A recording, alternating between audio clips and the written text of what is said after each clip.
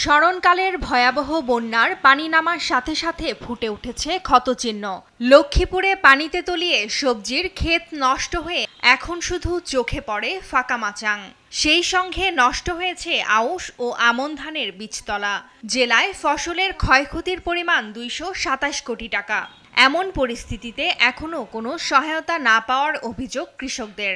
আমাদের ধরেন সবজি বলতে মনে করেন বেগুন, লাউ, মনে করেন আবার জ্বালা, আবার আশধান, আমাদের পড়ায় মনে করেন 2 লাখ, কারোর 2.5 লাখ, কারোর 2 লাখ, এই মিলে মনে করেন সবাই ক্ষয়ক্ষতি হয়েছে। আশধান নষ্ট হয়েছে, বড়ই ক্ষেত্রে শেষ, তারপরে শসা, এগুলা মানে কৃষি কামের কিছুই নাই এখন ওই খালি পানি আছে আর জমিনে আছে।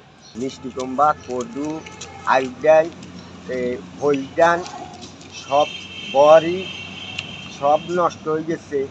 আমরা সরকারের থেকে কোনো পথে ক্ষতিপূরণ আমরা পাইতেছি না। নোয়াখালীর 8টি উপজেলায় 38,000 হেক্টর ফসলি জমি নষ্ট হয়েছে পানিতে তলিয়ে। ক্ষতির তালিকায় সবার ওপরে আমন ধান। এতে চরম বিপাকে পড়েছে চাষিরা।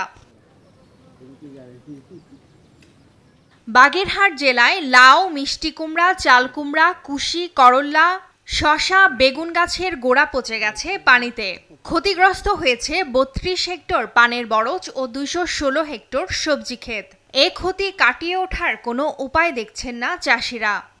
আমার 12 কাঠা জমি ছিল, আমি করলা গাছ লাগাইছিলাম।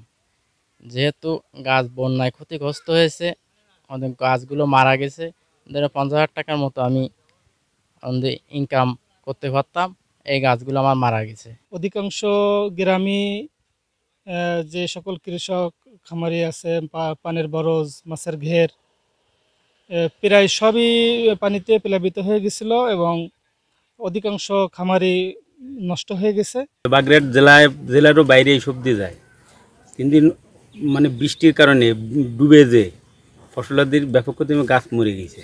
এদিকে নড়াইল সদরের মির্জাপুর, বিছালী পৌরসভার বাহিরডাঙ্গা, কালিয়া, লোহাগড়ার নিম্নাঞ্চল এলাকা পানিতে তলিয়ে গেছে। ভেসে গেছে 2400 পুকুর ও 1547টি ঘের। টাকার অঙ্কে এ ক্ষতির পরিমাণ 70 কোটি টাকা। এতে অনেকটা দিশেহারা ব্যবসায়ীরা। খুলনা বিভাগ সহ আমাদের এই জায়গায় মুষলধারে বৃষ্টি হওয়ার কারণে আমাদের এই নোয়াখালী পাথরঘাটা বিলের প্রতিটা ব্যক্তিরই ঘেরের অনেক ক্ষতি হয়েছে। ঘের প্লাবিত হওয়ার ফলে তার ভিতরে আমার প্রায় 14টা ঘের আছে, প্রায় 15 একর। তার 12টা ঘেরই পানির নিচে তলিয়ে গেছে। তাতে আমি হাইব্রিড জাতীয় মাছের চাষ করতাম।